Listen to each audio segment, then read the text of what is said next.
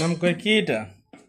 এটা হচ্ছে chilli chicken, এটা চিংড়ি মাছের মালাইকারি, চিংড়ি মাছের মালাইকারি, এটা এটা বেগুন ভাজা, এটা chicken fry, chicken fry, fish fry, fish fry, মুগ ডাল, মুগ ডাল, পোলাও, পোলাও, গরুর মাংস, গরুর মাংস বোনা, আর সালাদ। এই যে তোমার সালাদ। এটা আমার মনে হচ্ছে তোমার এখানে চিলি চিকেনটা আর চিংড়ি মাছের মালাইকারিটা হবে স্পেশাল।